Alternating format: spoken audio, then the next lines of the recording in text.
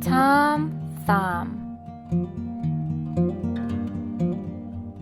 Once there was a farmer who used to sit and poke at the fire in the evening while his wife sat at her spinning wheel.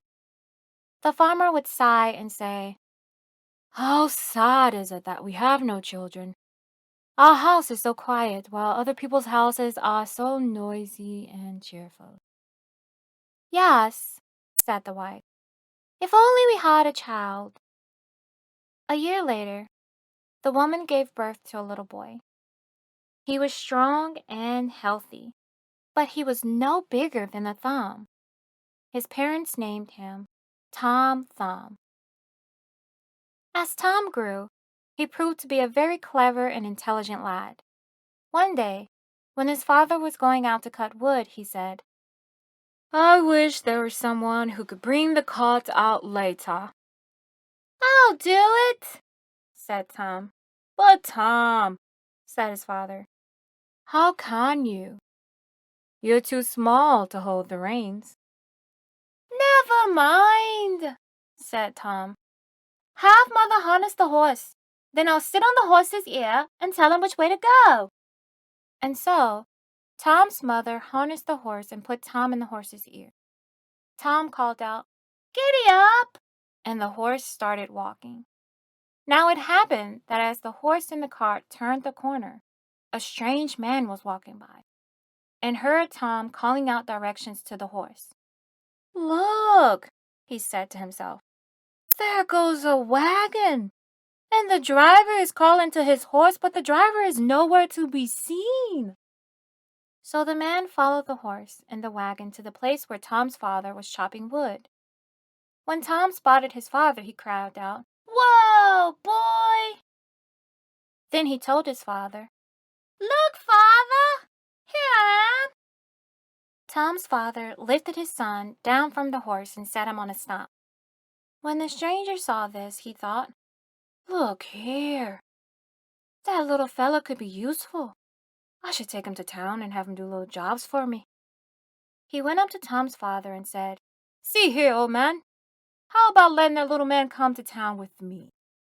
I'll take good care of him, and even give you this money for your trouble." "No," Tom's father said.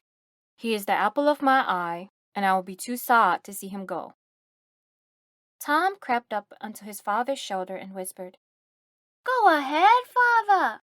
Let me go, and I'll be back in no time." "But Tom," his father began. "Trust me," Tom broke in. "I'll take care of everything." So Tom's father let him go with the man. Off went Tom, riding on the brim of the man's hat. That night, after traveling for several hours, the man came to a barn that was located next to a quiet house. He decided that the barn would be a good place to sleep and rest up for travels the next day. When he was all settled for the night, the man took off his hat. At that moment, Tom scampered away, or quickly ran away, and slipped into a mouse hole and cried out, "So long, my good fella! Have a good trip without me!" The man got down on his hands and knees and poked sticks into the holes, but he could not find Tom. Eventually, he gave up. When the man left, Tom came out of his hole. He found an empty snail shell and said, "This looks like a safe place to spend the night." But just as he lay down, he heard the voices of two robbers whispering. "Yes," said one of the robbers, "this is the house. The mayor won't be back until tomorrow, so now is the time to rob his house." "But how can we do it? Although the mayor is away, the cook and maid are still there, so we will have to be quiet to avoid waking them." Tom knew he had to do something to stop the robbers, so he sprang out of his shell and shouted, "I have an idea!" "Who was that?" asked one of the frightened robbers. "Take me with you and I'll help you," said Tom. "Who's talking? Where are you?" asked the robbers. "Down here!" cried Tom. The robbers looked down, and there they saw Tom waving at them. One robber lifted him up and said, "What's this, little one?" How are you going to help us rob the mayor?"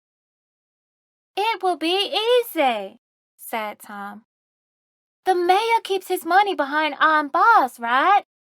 I can slip between the bars and hand the money out to you." "That's a fine idea, little one," said the robbers, and they snickered all the way to the mayor's house. Then they fell quiet and whispered to Tom, "Speak softly, you hear? We don't want to get caught." "Of course," said Tom. He sneaked into the mayor's house and slipped between the bars where their money was kept. Then he called out to the robbers in his loudest voice, "How much do you want? Do you want it all?" "Shh!" hissed the robbers. "Be quiet! You wake the cook and maid." "Ah, we can hear you fine. Just start handing out the money."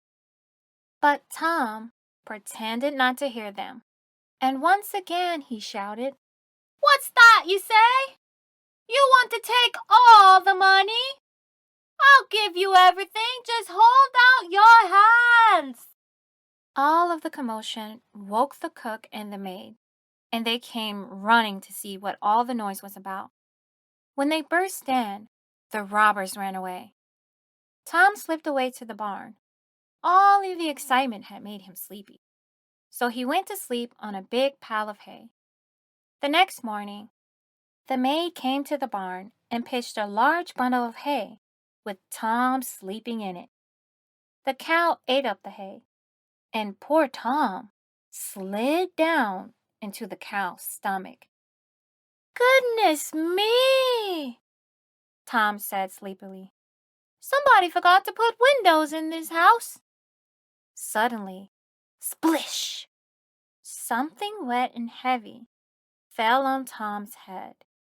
It was a mouthful of hay. The cow was eating again, and more wet, sticky hay fell on Tom. He called out, "That's enough! No more hay! I'm quite full, thank you." The milkmaid was milking the cow, and when she heard the voice come out of the cow, she fell off her milking stool. When the milkmaid fell off her milking stool, she startled the cow, who then sneezed a big sneeze. "Achoo!" The sneeze caused Tom to come flying out. Yuck! Tom landed onto a garbage heap where the milkmaid's family had thrown the remains of their dinner. Tom struggled to get up, surrounded by pieces of meat and vegetables. He had just managed to start standing up when, zing! A hungry wolf snapped up the piece of meat Tom was caught on and ran off with it. As the wolf ran, Tom bounced along and thought, "Well, this is an odd place to be." Then he said to the wolf, "Mr. Wolf, wouldn't you rather eat some delicious treats instead of this old piece of meat? I can show you where to find such treats." "And where might that be?" growled the wolf. "In a house I know," said Tom. "It's full of lots of delicious fresh food." Tom led the wolf back to his mother's and father's house. When they got there, the wolf ate until he was stuffed. Then Tom called out, "Help! Help! There's a wolf in the house!" Tom's father came running with a big stick. He chased the wolf with the stick and sent him howling into the woods. "Good work, father," said Tom. His father looked down and cried out, "Tom, where have you been? We've been so worried about you." "Well, father," said Tom, "I've been to too many places to count, and I think that from now on I would rather stay here with you." "Oh, my dear boy," said his father, "I never should have let you go, and I never will again."